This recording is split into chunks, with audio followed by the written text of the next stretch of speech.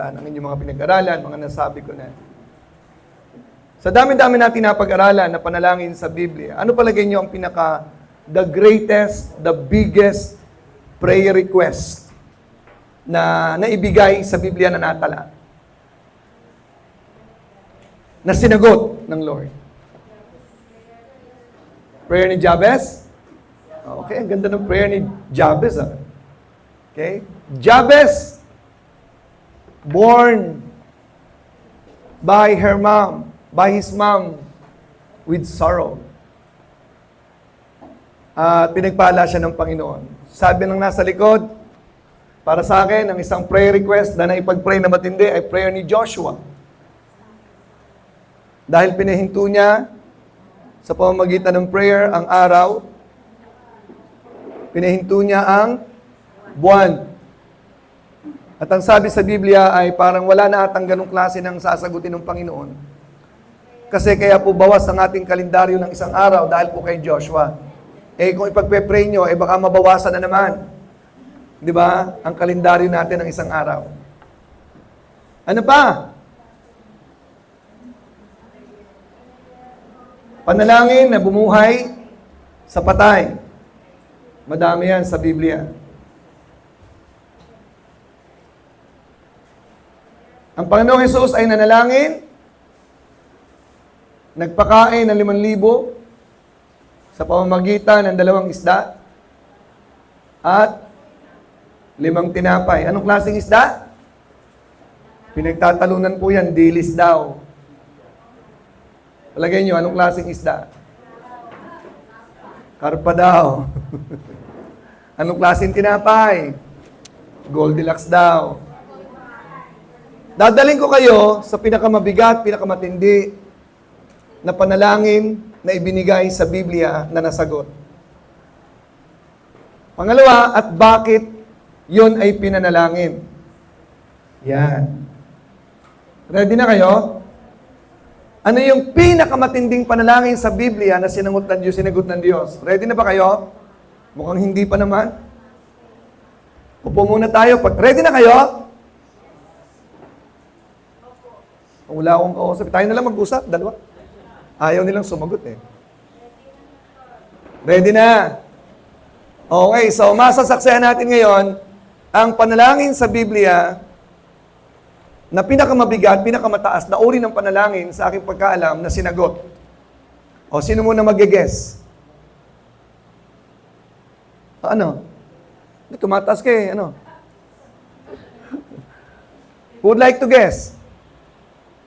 Lumayo daw. John 17. Sino nag-pray? Prayer ni Jesus Christ. Ano yung prayer niya? Para sa kanyang? Sa kanyang mga alagad. Okay. Sa verse 1 and verse 5, nandito yung prayer niya.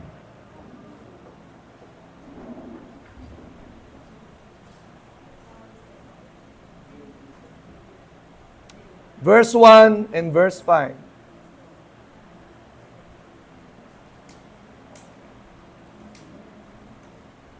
Nandiyan na ba? Verse 1 and verse 5. So, baka ako ay lumampas sa oras ko kasi medyo hindi siya ganun kaikli ang message.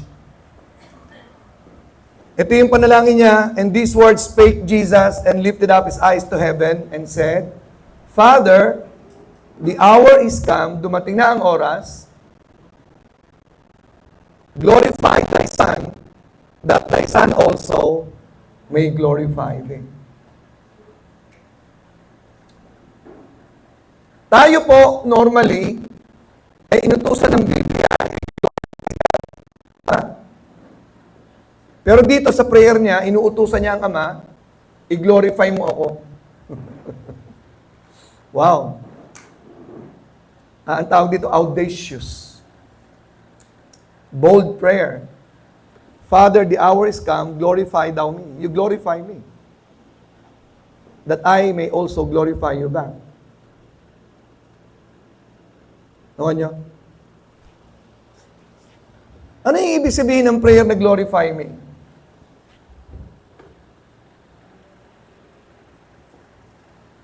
Sinong matapang-tapang na medyo magbibigay ng idea?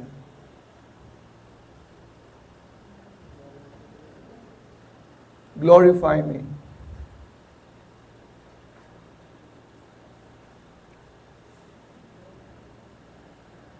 Pwede po kayong sumagot. Luwalhatiin mo ako para maluwalhati naman kita. Hindi ba niluwalhati ng anak, ang ama? Bakit sabi, glorify me, that I may also glorify you? Hindi ba gino-glorify ni?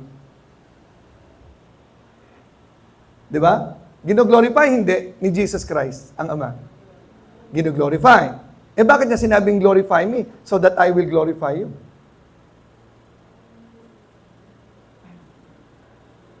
Verse 4. Oh, maliwanag, di ba? I have glorified thee. Oh, eh bakit? Glorify me, so I may glorify. Eh, gina-glorify pala niya. Ha? Oh, verse 5. Verse 5. And now, O Father, glorify thou me. Oh, glorify thou me. With thine own self, with the glory which I had with thee before the world was. Oh, yun. Doon natin maintindihan na kanyang sinasabi, luwalhatiin mo ako, katulad ng kaluwalhatian na meron ako nung una, bago ako nanaog dito sa lupa. So, ibig sabihin, merong nararanasan ang ama at ang anak, okay? Glorify me with thine own self. Kung ano yung pag-glorify mo sa akin nung una, ibalik mo ako doon. So, ibig sabihin, nung siya nagsakatawang tao, natural, umalis siya sa kanyang trono, bumaba sa lupa, nasan si Jesus? Nasa lupa, iniwan ang kanyang dating katatayuan sa langit. Okay? So, yun po yung sinasabi sa Philippians chapter 2, verse 5.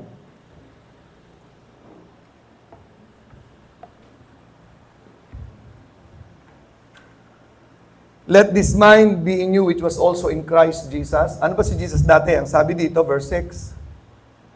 Who being in the form, who being in the status, hindi po form na shape lang.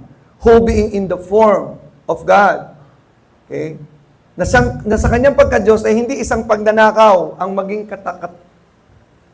to be equal with God. Katapat ng Diyos. Di ba? Hindi isang pagnanakaw na maging Diyos din siya kasi in the form of God. Kaya Jesus is God. Ngayon sa verse na to. Pag naintindihan niyo yung verse na to, malabo nang maniwala kayo na si Jesus ay tao lang. Bago siya na nagsakatawang tao, ano siya?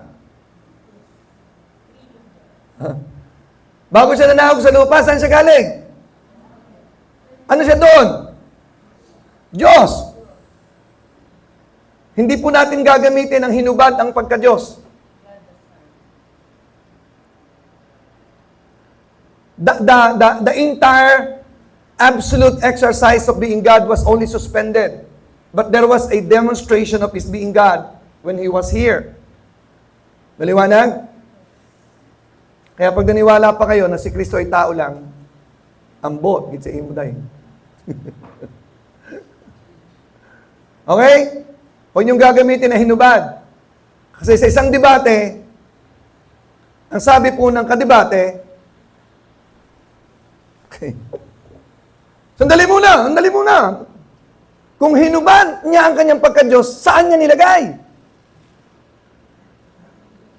Sabi ng iglesia, saan niya nilagay? Sabi ng kadebate, tiningin siya mula ulo hanggang pa. Eh bakit ko masasabihin sa inyo kung isuot mo pa kaya?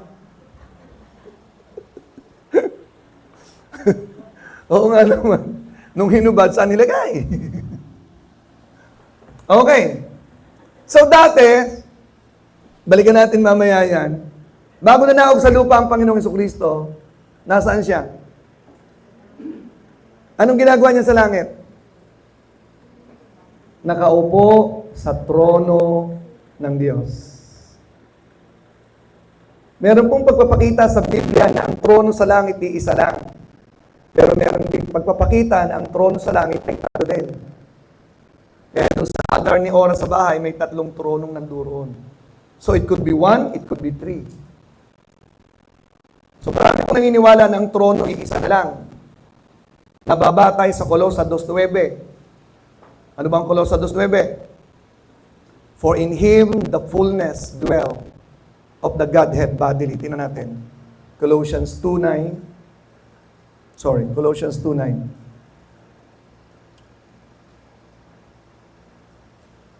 For in Him dwelleth all the fullness of the Godhead. So, ang Ama, ang Anak, ang Espiritu Santo, parang nasa Kanya ang fullness ng God. Nakuha nyo? Okay.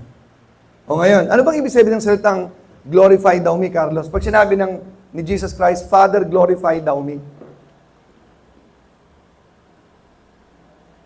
Ano ibig sabihin ng glorify?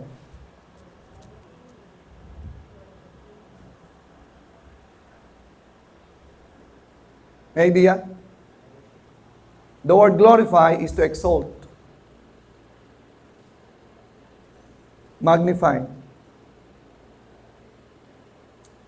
recognize, to value, give importance, to worship. To glorify is to worship. So give me the worship, give me the value, give me the importance, give me the exaltation that I used to have when I was with you. Glorify thou me with thine own self, with the glory that I had with thee before the world was. Bakit sinabing before the world was? Hindi sinabing before I came down. Ibig sabihin, ang kanyang experience with the glory of God is in eternity. Walang time po yan eh. Eternity has no time, no period. Yung pagpapahalaga mo sa akin at yung kagalakan ng nararanasan ko, nakasama kita sa trono, kung saan tayo nakaluklok as the triune God, ibalik mo ako doon. Gets po ba natin? Ibalik mo ako sa trono kung nasaan ang ating relationship ay gaya ng dati. Kasi siya po'y nagsakatawan tao, nagkaroon po ng deviation sa relationship. Literal, si Jesus nandito. Nakakonfine siya sa body. Nakuha niyo? Jesus Christ was confined. And even until now, He is still possessing that body in a glorified status. So, ibig sabihin po ng glorify thou me, okay? Yan kanyang panalangin. Ibalik mo ako sa trono.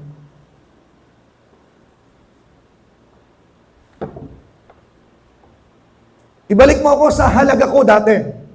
Kung paano mo ako pinapahalagahan, paano mo ko ina-exalt, paano mo ko sinasamba, paano tayo nagkakaroon ng glorifying each other. They glorify each other. The triune God, they glorify each other. The triune God, they worship each other. They give the same value to each other. When we glorify, we love. Okay? Yun pa yung sabihin noon. Yung pag-ibig na meron akong nararanasan sa trono. Gusto kong maranasan yung uri ng buhay ko dati sa piling mo. Nakuha nyo? So maliwanag po ba? That is the meaning of the request. The biggest request. And you will understand why. Why it is the biggest prayer request ever made and ever answered. Okay? Atin mo nang tingnan. Nasagot ba o hindi? Okay. Ephesians chapter 1. Verse 19. Para medyo mabilis. I want you to capture this message. And I hope this will change your mind and will change your life even more. Pastor, na okay na. Kontento na ako dito eh. Huwag ka maging kontento sa buhay mo. Ayaw ng Lord na stagnant ka. Gusto ng Lord lumalago ka. Tonto kayo sa mga anak nyo, di ba?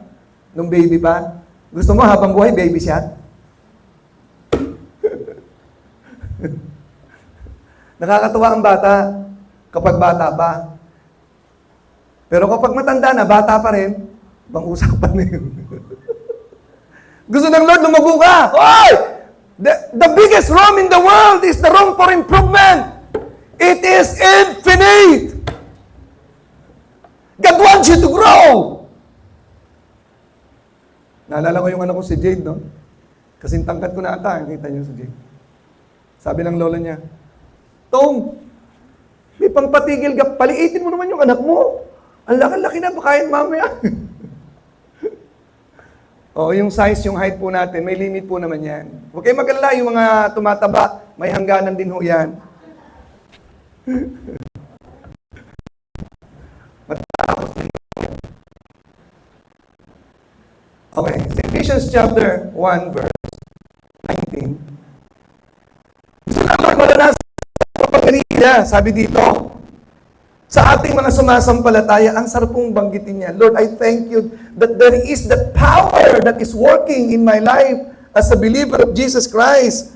And then in verse 20, Lord, I thank you that this power is the power that raised Jesus from the dead, is the same power that is at work in my life right here, right now. Wow. Nararamdaman niyo ba yung power na yan? Baka naman hanggang awit lang kayo.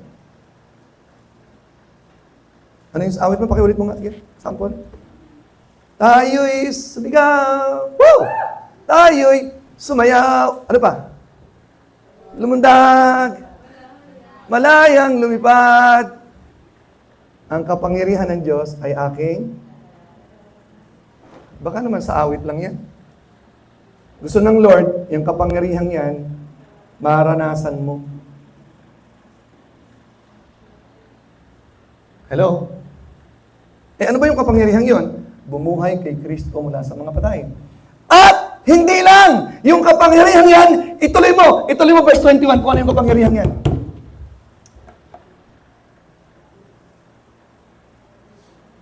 Yung kapangyarihan yan, verse 20, nasan yun? Sorry verse 20 anak, balik. Yung kapangyarihan yan, ang bumuhay kay Kristo mula sa mga patay at answered prayer in Jesus Christ and set Him at His own right hand back to the heavenly places. Answered prayer in chapter 17 verse 1. Bring me back, give me back the glory, sit me back to the glory, the throne of glory. Answered prayer o hindi? The biggest answer prayer in the Bible. Ang prayer ni Jesus Christ. Ibalik mo ako sa trono kung saan ako galing. Okay? Babalikan natin mamaya ito Verse 21. Mamaya. Dadako tayo doon sa sinagot na, di ba? Binalik na. Ano bang meron doon nga sa trono? Bakit niya gustong bumalik? Nakikinig ka, no? Kala ko tulog ka eh. Bring me back the glory. Bring me back the throne of glory. To where I used to be. Ibalik mo kung saan ako dati. The reason. Number 1. Bring me back to my original position. That has been my position before I came down to earth. Ibalik mo ako dyan. Anong meron doon? Glory. Yung nai-enjoy nilang pag-ibig sa isa't isa. Ito po ay doktrina na mahalagang mahalaga na sasabihin ko sa inyo. Ang ating Diyos na pinaniniwalaan is a God of love. The Bible says God is love. And love is not love unless it is shared.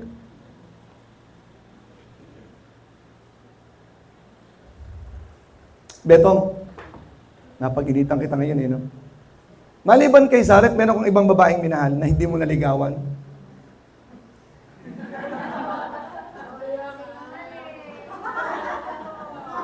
Meron. Alam ko kasi si Betong, medyo takot siyang kay Zaret eh. Kay Tikboy tayo, kay Tikboy. Tikboy, meron ka bang nagustong babae na sayang hindi mo naligawan? Sabi ni Betong, sabi ni Tikboy, ang laki ng iling, mas takot. Ito, wala si Monique, magtataka to. Ernie, meron.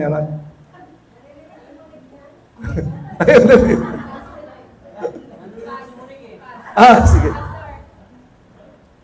Si Kevin daw, si Kevin tinutulog. Meron ka bang gustong babae, hindi mo naligawan?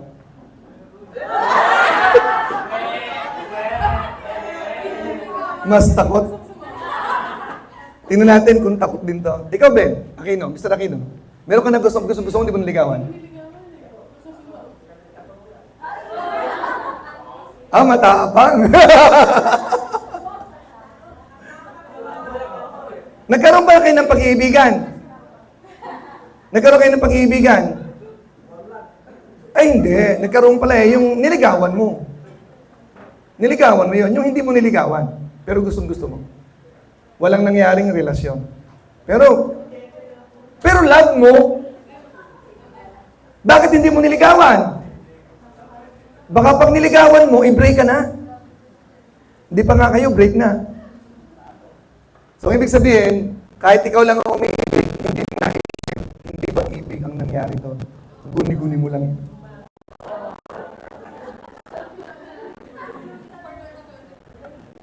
Love is not love until it is shared. The reason why God is love, because love is shared within and among the triune God, God Father, Son, and the Holy Spirit. That's why God is love. Kaya kapag naniwala ka pa na si Kristo ay tao lang at walang Trinidad, it doesn't make sense. Kaya Trinity is a strong biblical doctrine. Okay ba tayo dyan? Okay.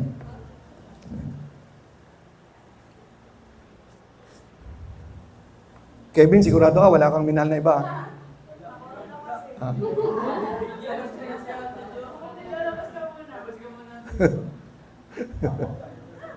Okay ngayon, ang dahilan po doon, kaya gusto niyang bumalik sa trono para ibalik ang glory.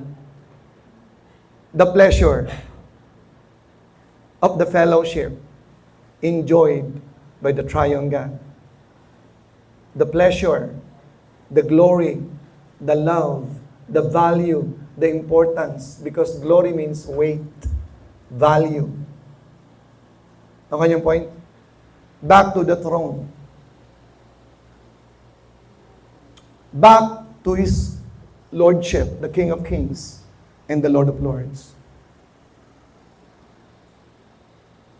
Do you know who Jesus Christ is? As described in Colossians chapter 1, tingnan natin sa verse 12. Colossians 1:12. Kasabi ko, medyo lalampas ako ng konti, ha?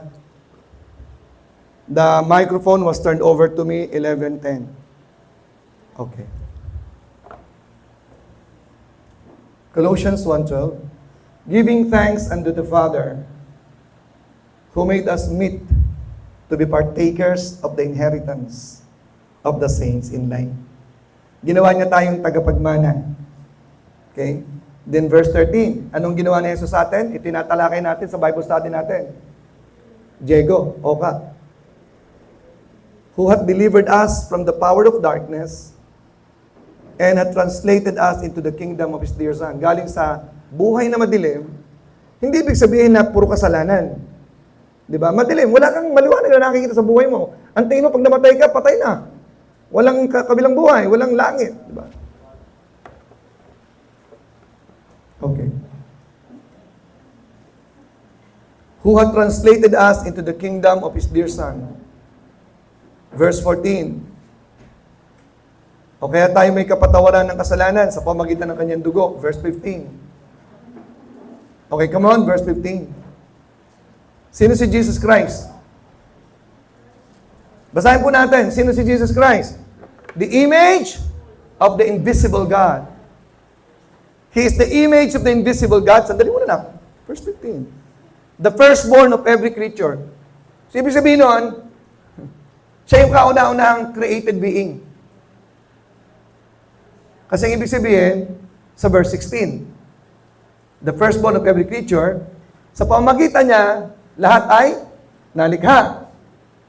That are in heaven, that are in earth, visible and invisible, whether they be thrones, or dominions, or principalities, or powers, all things were created by Him.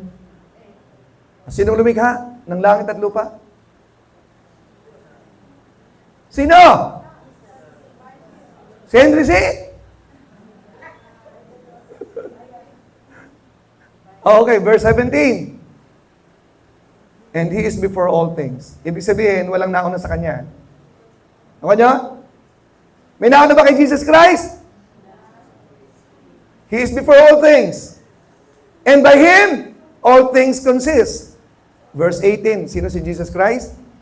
The head of the church, the body, the head of the church, who is the beginning, the firstborn from the dead, that in all things He might have the glory, the preeminence.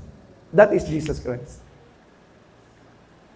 When He sat down on the throne, being seated on the throne, He is back to who He was, to who He is, and to who He will be. And that is Jesus Christ, the King of glory.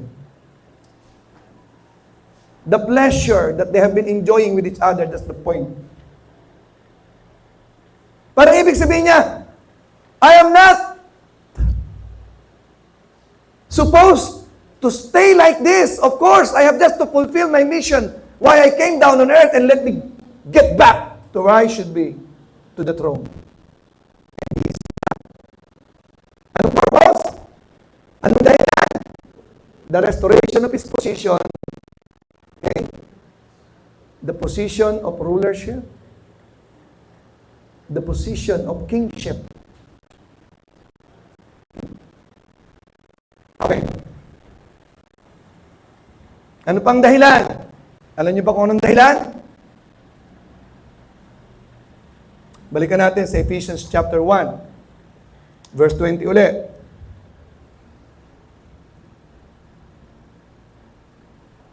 Carlos, nakikinig ka? Kapag na-capture mo to, grabe. Baka ikaw maging pastor ng Imos uli, Life of Grace. Okay? Si Mark, sana pa niya kung sakasakaling hahabol at babalik. Pero kung hindi, baka ikaw. Kung ayaw mo, si Diego. Maganda ho yung place nila doon sa Imos. Ngayon, nakita namin kahapon. Pwede hong church ang place nila. Parang naiinganyo ako magsimula sa Imos. Kaso lang, pang teenager lang umaakit sa spiral. Delikado doon pag may problema yung tao. Pwedeng tumalon. Mataas yung kanilang teritoryo doon. Okay, so nakita po natin dito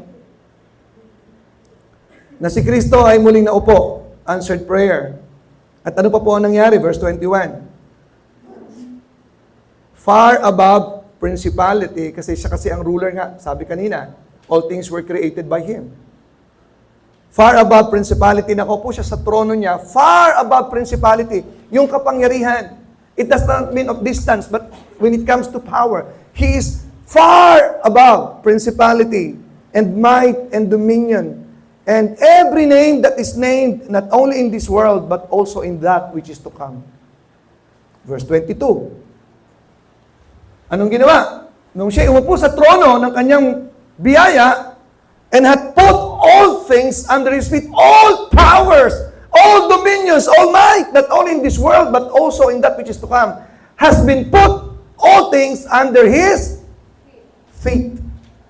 Inilagay sa ilalim ng kanyang paa ang lahat ng kapangyarihan. He is the supreme King of kings, Lord of lords. And in Philippians chapter 2 verse 5, sabi ko balikan natin. Who being in the form of God, thought it not robbery to be equal with God, but made Himself of no reputation, nagsakatawang tao, and took upon Him a form of a servant, and was made in the likeness of men. In being found in fashion as a man, He humbled Himself, and became obedient unto death. Okay? Even the death of the cross. Wherefore God also hath highly exalted Him. That is the answer to the prayer. Exalt me! The Lord exalted Him and given Him what? A name that is above every name. That at the name of Jesus, every knee should bow, of things in heaven and of things in earth. And that every knee should bow. And confess that Jesus is Lord. To the glory of God the Father. Glorify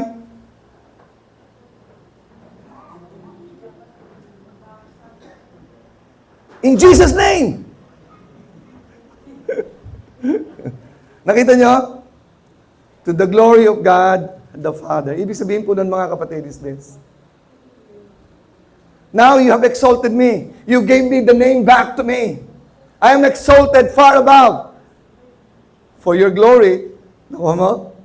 Now, answered prayer in chapter 17, verse 1. Glorify thou me, that I may also glorify you.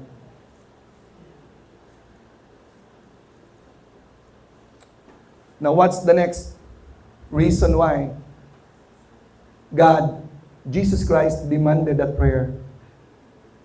Keep your eyes open for what I'm going to tell you now.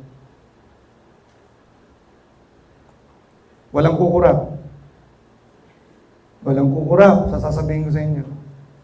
Ang isa sa dahilan kaya niya gustong bumalik sa trono, dito ka lumundag at dito ka lumipad sa katotohanan sasabihin ko sa iyo. Naririnig mo na to, but maybe it means nothing to you. In verse 5 of chapter 2, Ephesians, verse 5. Ephesians 2:5. Ang sabi dyan, even when we were dead in sins, hath quickened us together with Christ. Nung tayo makasalanan pa, binuhay niya tayong kasama ni Kristo. When Christ resurrected from the dead, Christ also resurrected us. The Father resurrected us. Hanggang doon lang ba yun? Sa verse 6, tuloy natin. Walang kukurap, walang kukurap. Hawakan mo ganun. Okay. Ano sa verse 6? And hath raised us up together. When Christ was raised from the dead by the power of the omnipotent God, God raised him up from the dead. And God the Father, by His power, brought Jesus back to the throne.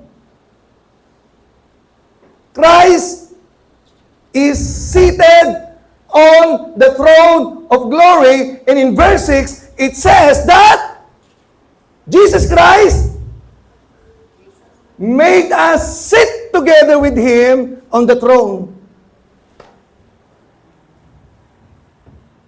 Wala lang ba sa iyo?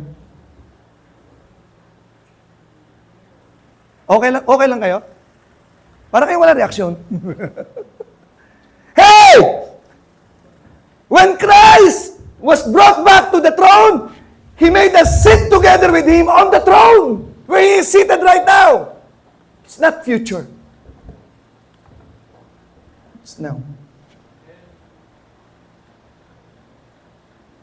Nararanasan mo ba yan? Yung power na yan. Nararanasan mo ba yung glory na yan? That's the reason why. This is the purpose. In John 17, verse 22, yung glory, Lord, na ibibigay mo sa akin, na binigay mo na, anticipation po itong prayer na to. This is a declaration. This is not pleading. This is declaring and commanding the Father. Kaya sa verse 22, the glory, okay, I have given them the glory which thou gavest me. The same kind of value and exaltation and the kind of worship that the Father is giving to the Son is the same kind of worship and exaltation God is giving you. Okay lang kayo? Okay ka lang, Carlos? Nagsisink in ba? Naintindihan niyo kung sino kayo? Amen. Ninang babes. Naiintindihan mo kung sino ka talaga? You're seated with Christ on the throne. What's the purpose? Para makatabi lang si Christ? Hello? Verse 24. Verse 24 is the answer. 22? Okay, 23. I-23 natin para to is 24. I in them, sabi ni Christ, I gave myself to them. I have deposited my being into them. I in them, and thou in me, sabi ni Christ. If God the Father is in Jesus Christ, and Jesus Christ is in us, we have the Father, the Son, and the Holy Spirit in us. I in them and thou in me, that they may be made perfect in one. And that the world may know, take note of this, that the world may know that thou hast sent me and hast loved them as thou hast loved me. Mark, kung paano ka inibig ng Ama, ganun din ang pag-ibig ng Ama kay Jesus. Si Jesus at ikaw ay pareho lamang nakaupo sa trono, sharing the same kind of glory. We are co-sharers of the glory. In verse 24, Father, I will, this is my will, that they also, the Life of Grace people, kasama si Oka, kasama si Diego, kasama si Ben, kasama si Flor na tumanggap kay Kristo, kasama si Tashi, kasama si Saidik, kasama ang bawat isa, that these people whom thou hast given me, be with me wherever I am in the throne of glory. Uy, nag-react. Tumatalab. Huwag naiintindihan. Purihin ng Panginoon. Amen? Hinihintay ko si JB ang pumalakpak pero hindi pa eh. Yumuko pa. Anyway. Hello, JB. Tira ba? Bakit tayo gusto niya makasama? Anong sabi? Sabay, basahin natin sabay-sabay. That day, palitan natin ang day, that I may behold His glory. Para makasalo ko ang bawat isa na sumampalataya sa akin na binigay ng Ama sa akin, ay makasalo ko sa kalwalhati ang aking nararanasan. Bawat isang mananampalataya, hindi lang ako, ikaw, you are a co-sharer of the throne of glory. Mga kapatid, itong message na ito ay nakadesign sa mga pastor. Ito po yung pinreach ko sa La Union. Okay. Hindi naiintindihan ng tao to. Ang alam ng tao kasi, tao lang tayo, makasalanan. Tama naman, nothing. Yes, nothing. Eh ano na tayo ngayon, may Kristo tayo. We are seated with Christ on the throne of glory. And I have 5 things being seated on the throne. 5 things that you should experience in your life, Joanne, on the throne. This is the reason is that Christ may be back to the original position and that we also may be back into our original position. Hindi po ito nangyari lang upang i-restore. Kung natatandaan niyo po sa akin mga preaching nung nakaraan, hindi lang po ganun kaliwanag. Christianity is the restoration of paradise. Nakakuha niyo yung aking idea yun? Ngayon po na lumalim lang ang kaisipan as I meditated on the book of John 17. This is a restoration of paradise. But that is not the story actually. This is a restoration of what we were before the creation of the world. Nakuha niyo? Nasaan tayo bago pa nilikha ang sanglibutan? Ang sabi sa Ephesians 1:4, pakitingnan natin na lang. Ephesians 1:4. Are you following? Betong, are you following? Nasaan tayo ngayon? Nakaupo, saan? Sa trono ng biyaya ng Diyos. The throne of glory. Nandito ka, okay? Pero nakaupo ka sa trono ng kanyang biyaya. Paliliwanag ko na ibig sabihin niya. JB, napipick mo ba? JM, sorry. Sigurado ka?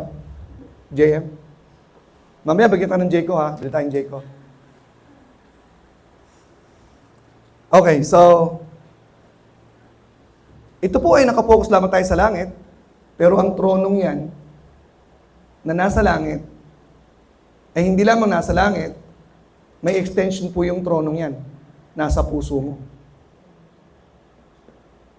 Nilagay tayo ng Panginoon sa langit to rule with Him.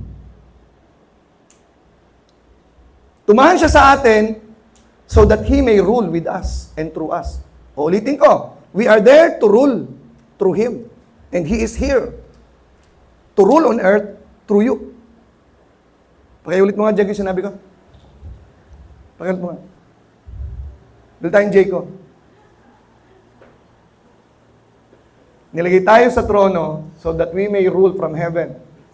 Maintindihan niyo to sa mga points ko. That we may rule through Him in the heavenlies. To make declaration down here. We make decree and declare down here. Dito nang galing yung kay Francis Myers na idea.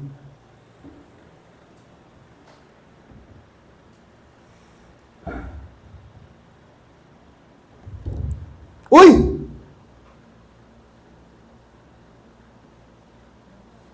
"40 minutes na pala ako nagpipreach. Pakiramdam ko, 4 minutes pa lang. Kayo, anong pakiramdam nyo?" 1 minute lang. Buti nang kakaintindi. Hindi naman kayo gutom na, di ba? Sanay naman kayo mag-fasting. Okay. Okay. Okay ka lang, Flor. First time mo kasi makarinig ang preaching ko, no? Baka mamaya naiinim ko na. Ben, huwag na tayong bumalik yan. Ang haba naman ng preacher na eh. Actually, yung inawit nila kanina, 3 lang. No? Pero medyo mahaba, kaya medyo umabot siya ng sobrang 5 minutes. Pero beautiful and wonderful. Thank you very much for the singers.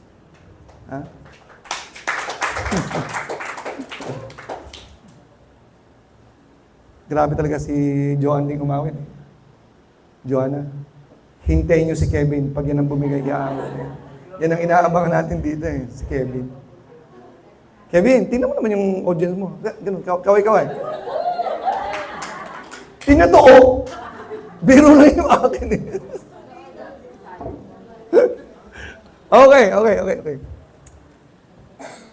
Okay. Pag sinabi nating throne, number 1, letter P, 5, power. Pag sinabing power, authority and dominion. Being seated with Christ on the throne, it means we are co-sharer with His power, authority, and dominion. Power. Number 2. Nakita niyo yung awit kanina, holy, holy, holy. Di ba, JM, yun ang inaawit ng mga angel? Holy, holy, holy. Hindi inaawit, sinasabi sa Father. Sa throne. That is the throne of purity and holiness. Kaya kapag tayo po'y nakaupo na sa trono, tinanggap natin si Kristo, ibinalik ang power, ibinalik ang purity, we are sanctified, holy. Sabi sa Bible. Okay? Ibinalik ang pleasure na nararanasan sa paraiso. Ipapakita ko ang verse na yan, a restoration of paradise. Ibinalik ang lahat ng dominion, binalik ang prosperity, power, purity, pleasure, prosperity, purity. 5 yun, 5. Okay, balikan po natin yung mga 5 bagay na to. I-discuss ko po ito. I have still time. I-discuss ko yung detail niyan. Pero ngayon po, magpo-focus tayo dun sa dominion na sinabi ko na 5 bagay. Tingnan nyo A restoration of paradise. Ephesians 1:4 muna. According as He hath chosen us in Him before the foundation of the world. So, pinili tayo ng Diyos, wala pa ang... Kaya sabi ni Kristo, you have not chosen me, I have chosen you. You have no capacity to choose me because you are damned sinners, doomed to hell. You are all down. You cannot choose God. You have no the wisdom to choose me. Naiintindihan mo, JM? We have no capacity to choose God. We have no capacity to understand God. It is God who revealed Himself to you. Ano, Diego? Naiintindihan ba natin? Amen? Okay. Nasaan ka noong una bago ko pa nilalang sa mundo? Sabi wala ka pa sa sanglibutan, wala pa ang sanglibutan, nandun ka na, nasaan ka? From the bosom of the Father, seated with Him on the throne.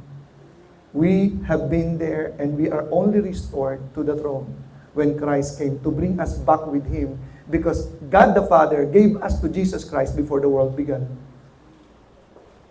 Naiintindihan po ba natin yung sinasabi ko?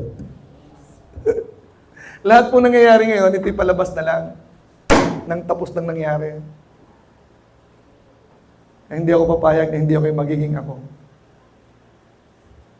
Sang-ayon sa kalooban ng Diyos sa buhay ko. I am back to where I came from.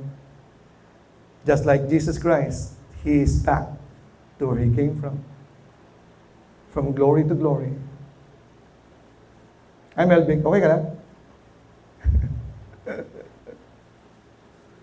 Okay, so, si Trump, pag nakaupo sa White House, pag wala siya sa White House, hindi ba siya presidente? Presidente pa rin. Ang kanyang kapangyarihan niya pa rin o hindi na? Kahit saan siya pumunta, kahit nasa Pilipinas, he is backed up by the power of the throne of the White House. The same thing as with us. We are here, but we are being backed up, and the reality of the throne is here right now with us. Amen? Yun po yung ibig sabihin niya. Okay, tingnan po natin sa Genesis 1:28.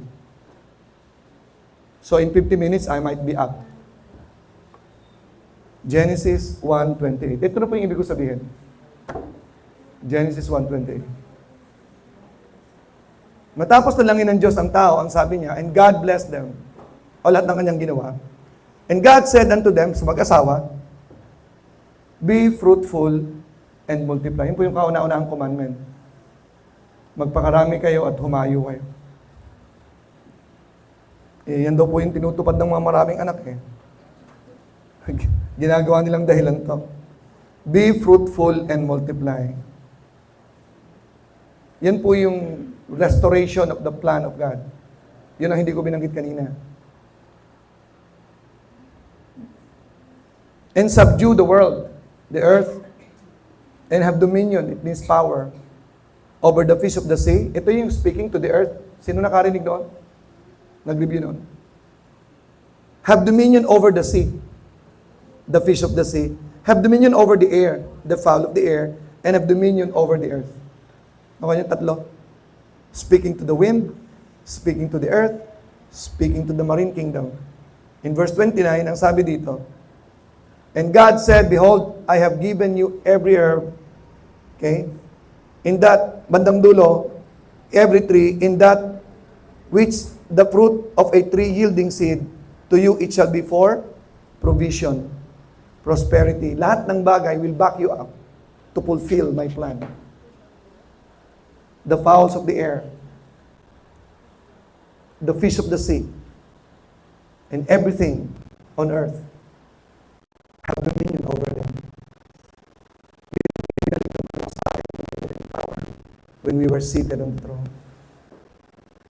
We are back to our power. That's why we can speak to the earth. We can speak to the wind. Demonstrated by Jesus Christ. Okay. Yun po yung meron tayo, even prosperity. Yung prosperity sa'yo. Ano ba yung prosperity? Hindi tayo nagpa-prosper ata. Kumuunti pa nga tayo dito ata sa church eh. Mga kapatid, ang paniniwala ko, yung paniniwala ko, nangyayari at nangyayari ngayon. Hindi ko yung tatawaran, I will not back down. Because what I believe is my reality. And I'm waiting for the manifestation of all of these things. Just wait and see. Okay, ngayon ang tanong. Pastor, paano ko marirealize yung sinasabi mong prosperity, power, authority, purity, peace, pleasure? Parang ang ganda, pakinggan. Okay, 4 things. Dito po ako magtatapos. Balikan ko lang po yung 4 things. yung 4 things patungkol sa pananampalataya. Lahat ng bagay po patungkol sa Diyos, patungkol sa Biblia, ay hindi pwedeng mangyari pag hindi ka mananampalataya. Generally speaking, faith is the catalyst. Kaya kung merong kinamulungkutan, kinasisipayuan ang Panginoon o nakagagalit siya kapag ang tao'y hindi nananampalataya, hindi dahil sa nagagalit ng dahil naiinsulto siya, ginagapos natin siya, hindi siya makagalaw. Gusto niya maghimala, gusto niya kumilos, gusto ng Diyos dumalo yung kapangyarihan sa buhay natin, hindi niya magawa kasi hindi tayo nagtitiwala. Noon yung point. Mahigpit na utos ng Panginoon, Jude 21. Jude 21.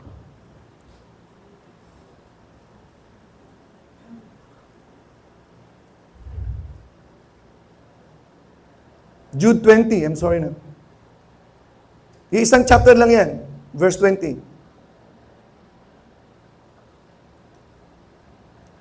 But ye beloved, building up yourselves on your most holy faith. Gusto ng Panginoon, ma-build up yung faith natin.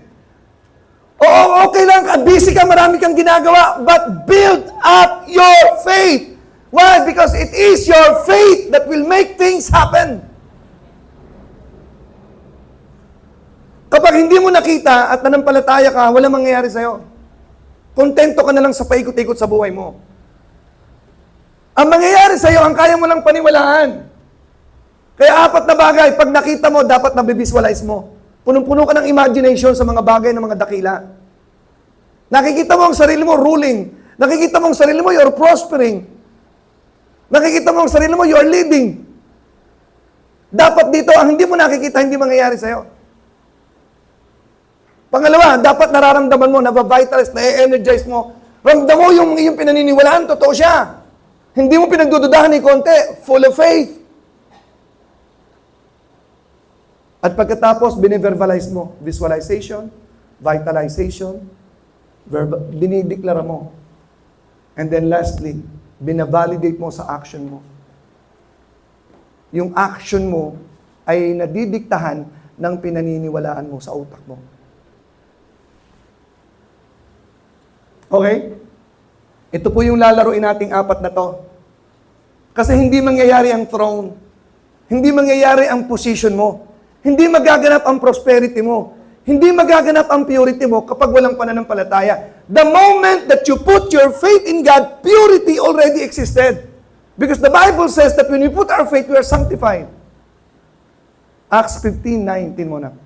Tingnan nyo Purity happens.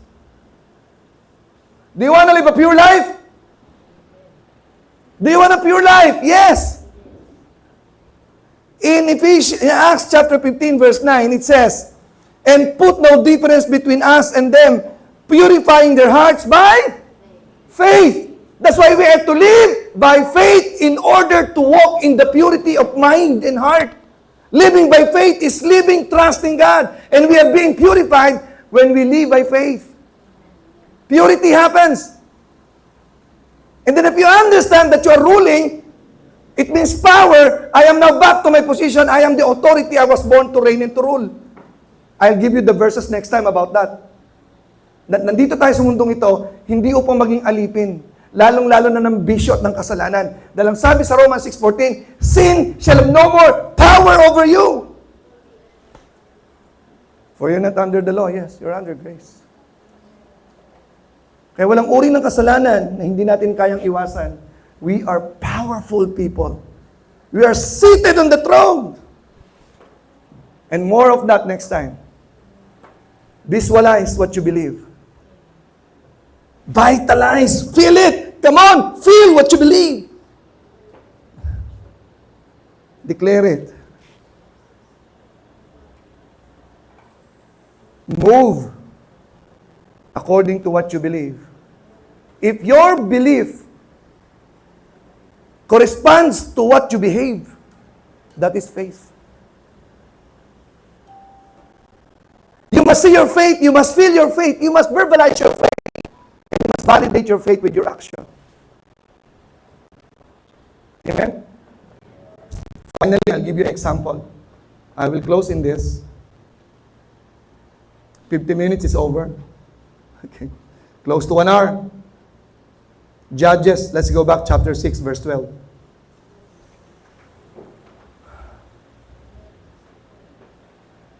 Ang background po niyan, hawak ng mga Midianites, mga kapatid,